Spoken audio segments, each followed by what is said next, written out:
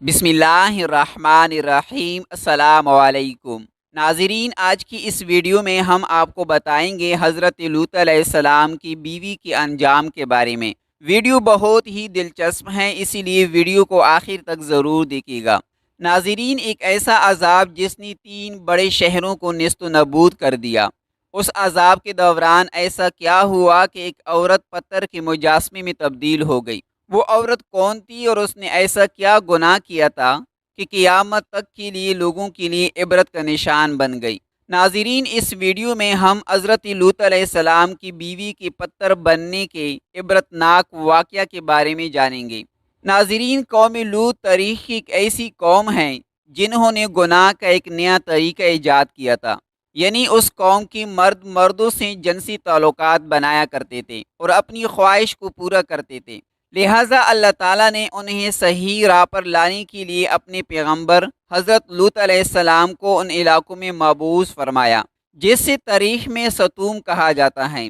حضرت لوط علیہ السلام نے اپنی قوم کو اللہ کی عذاب سے ڈرایا اور بہت سمجھایا کہ یہ بدفعلی ایک عظیم گناہ ہے۔ اللہ نے تمہارے لیے عورتوں کو پیدا فرمایا ہے، لہٰذا اپنی خواہشات کو حلال طریقے سے پورا کرو اور اس گندگی سے توبہ کرو۔ لیکن ان کی قوم نے حضرت لوط علیہ السلام کی دعوت کو ٹھکرا دیا اور یہ کہہ دیا کہ اگر تمہارا رب ہم پر عذاب لانے والا ہے تو ہم تیار ہیں، تم اپنے رب سے عذاب کا مطالبہ کر دو۔ لہٰذا عنقریب اللہ کا عذاب ان پر قہر بن کر نازل ہونے والا تھا، لیکن ہوا یوں کہ اللہ نے 3 فرشتے انسانی شکل میں ستوم کی طرف روانہ کیے، جو حضرت لوط علیہ السلام کے گھر آئے اور یہ درخواست کی کہ ہم مسافر ہیں اور آج رات آپ کے گھر ٹھہرنا چاہتے ہیں۔ ناظرین، حضرت لوط علیہ السلام پریشان ہوئے، کیونکہ اگر ان مسافروں کو ستوم کا کوئی شخص دیکھ لیتا تو وہ ان خوبصورت نوجوانوں کو پکڑ لیتا، کیونکہ یہ بدکار قوم ستوم سے گزرنے والے مسافروں کو بھی نہیں چھوڑتے تھے، اور اگر کوئی راہگیر اس راستے سے گزرتا تو اس کو پکڑ کر ان سے بدکاری کرتے تھے۔ حضرت لوط علیہ السلام جانتے تھے کہ ان مہمانوں کو ستوم کے لوگوں سے بچانا بہت ہی مشکل ہے، اس کے باوجود آپ نے ان نوجوانوں کو اپنے گھر میں پناہ دی۔ ناظرین، حضرت لوط علیہ السلام کی بیوی نے جب یہ دیکھا کہ گھر میں خوبصورت نوجوان مہمان بن کر ٹھہرے ہیں تو اس کے دل میں یہ شرارت سوچی کہ کیوں نہ ستوم کے لوگوں کو جا کر خبر کر دوں کہ لوط کے گھر میں خوبصورت لڑکے آئے ہوئے ہیں اور پھر وہ لوگ انہیں پکڑ لیں۔ ناظرین، دراصل حضرت لوط علیہ السلام کی بیوی اب تک آپ پر ایمان نہیں لائی تھی، وہ کافر و منافق تھی اور اپنی قوم میں ہونے والے تمام تر برے کام کی حمایت کیا کرتی تھی۔ دوستو، امام قرطبی کے مطابق حضرت لوط علیہ السلام کی بیوی کا نام وہلہ یا والیہ تھا۔ وہ خود معزز خاندان سے تعلق رکھنے والی عورت تھی۔ تنزیل مقدس کے باب کی پیدائش میں حضرت لوط علیہ السلام کی بیوی کا ذکر موجود ہے، لیکن وہاں اس کا نام موجود نہیں، جبکہ یہودی لٹریشن میں اس کا نام ایڈو یا عدت لکھا گیا ہے۔ لہٰذا جب ویلا کو یہ حکم ہوا کہ یہ خوبصورت نوجوان آج رات ہمارے گھر میں ٹھہرنے والے ہیں، تو وہ فوراً ستوم کے شریر ترین لوگوں کے پاس گئی اور کہا، تم لوگ یہاں کیا کر رہے ہو؟ 3 خوبصورت نوجوان لڑکے میرے یعنی لوط کی یہاں مہمان بن کر ٹھہرے ہیں، وہ آج رات میرے گھر میں ہی رہیں گے۔ وہ بہت خوبصورت اور پرکشش چہرے والے لڑکے ہیں، تم لوگوں کو یقیناً وہاں جا کر دیکھنا چاہیے۔ دوستوں، یہ سننا تھا کہ وہ بدفعلی کرنے والے لوگوں پر شیطان سوار ہو گیا اور وہ دوڑتے ہوئے حضرت لوط علیہ السلام کے گھر کی طرف بھاگنے لگے۔ کچھ دیر کے بعد حضرت لوط علیہ السلام کے گھر کے باہر ایک جمع غفیر لگا ہوا تھا۔ لوگوں نے ان کے گھر کو گھیر رکھا تھا اور ان لڑکوں کے ساتھ بدفعلی کے ارادے سے دیوار پر چڑھنے لگے تھے۔ کچھ لوگ دروازہ توڑنے کی کوشش کر رہے تھے۔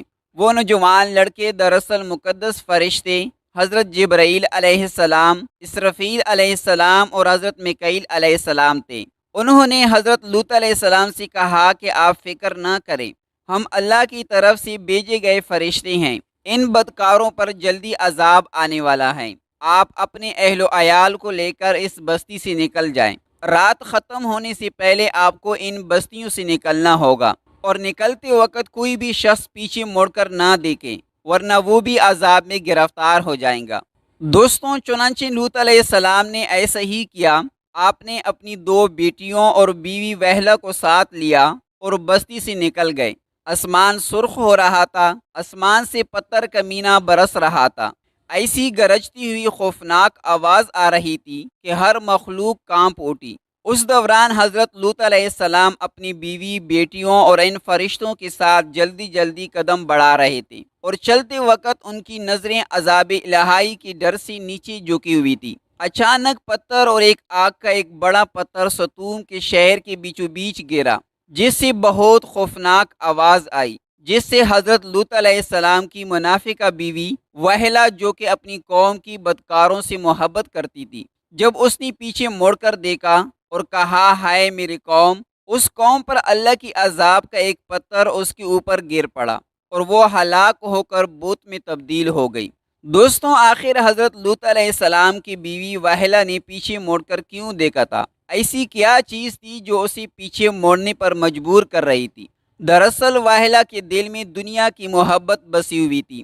وہ اپنے گھر، مال، دولت اور لوگوں کو پیچھے چھوڑ کر آگے بڑھ رہی تھی۔ لہٰذا جب یہ سب کچھ تباہ ہو رہا تھا، اس وقت اسے رہا نہ گیا اور اس نے پیچھے مڑ کر دیکھ لیا۔ دوستو، تنزیل کی کتاب لقا کے مطابق جب حضرت عیسیٰ علیہ السلام کا وقت قریب آیا، یعنی آسمان پر اٹھائے جانے سے قبل، حضرت عیسیٰ علیہ السلام نے اپنی حواریوں کو بہت نصیحت کی تھی۔ اس دوران آپ علیہ السلام نے فرمایا، نوح اور لوط کی بیویوں کو یاد رکھو۔ حضرت عیسیٰ علیہ السلام نے حضرت لوط علیہ السلام کی بیوی کو یاد رکھنے کی نصیحت کی تھی۔